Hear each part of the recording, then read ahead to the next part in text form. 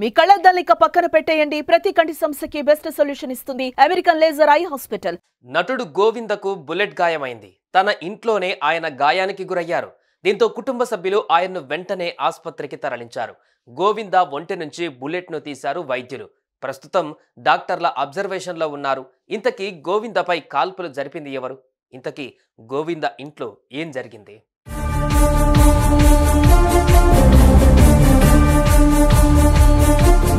తెల్లవారుజామున గోవింద ఇంట్లో gun misfire అయింది. గోవిందకు పర్సనల్ రివాల్వర్ ఉంది. తెల్లవారుజామున 5 గంటలకు పని నిమిత్తం బయటకు వెళ్తుండగా గన్ మిస్ఫైర్ అయినట్లుగా తెలుస్తోంది.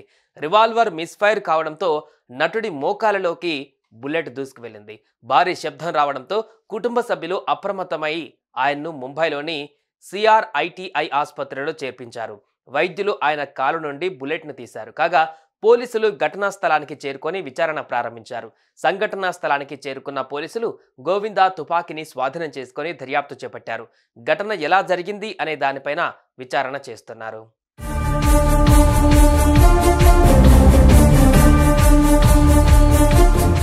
ఇక ఈ ఘటనపైన గోవింద మేనేజర్ శశి సిన్హా క్లారిటీ ఇచ్చారు. గోవింద ఈ ఉదయం కోల్కతా వెళ్లేందుకు సిద్ధమవుతున్న సమయంలో తన లైసెన్స్ రివాల్వర్ను పట్టుకున్నారు. ఇంతలోనే రివాల్వర్ అనుకోకుండా చేతిలో నుంచి జారిపడి పేలింది. దీంతో బుల్లెట్ గోవింద్ కాలులోకి దూసుకు వెళ్ళిందన్నారు. వెంటనే ఆయనను ఆసుపత్రికి తరలించగా వైద్యులు కాలు నుంచి బుల్లెట్ తీసేశారని, ప్రస్తుతం ఆయన పరిస్థితి నిలకడగానే ఉందని, ఇప్పుడు చికిత్స తీసుకుంటున్నారని చెప్పారు.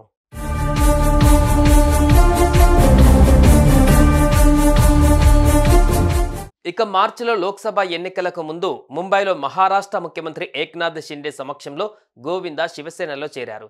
కొన్ని నెలల క్రితం ప్రధానిని కలిశారు. ప్రధాని మోదీతో కలిసి దిగిన ఫోటోను కూడా సోషల్ మీడియాలో షేర్ చేశారు. ఇక గోవింద చివరిసారిగా మార్చిలో డ్యాన్స్ దివానే అనే డ్యాన్స్ రియాలిటీ షోలో జడ్జిగా కనిపించారు.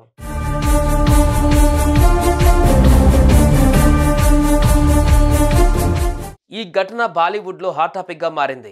ముందుగా కాల్పులు అనగానే దుండగులు చేసి ఉంటారని ఊహించారు అందరూ. కానీ మిస్ఫైర్ అని తెలిసి ఊపిరి పీల్చుకున్నారు. అటు గోవింద ఆరోగ్యం నిలకడగా ఉందని తెలిసి అభిమానులు ఆయన త్వరగా కోలుకోవాలంటూ సోషల్ మీడియాలో పోస్టులు పెడుతున్నారు. సుమన్ టీవీలో మీ పర్సనల్ అండ్ బిజినెస్ ప్రమోషన్స్ కోసం కింది నెంబర్కి కాంటాక్ట్ చేయండి.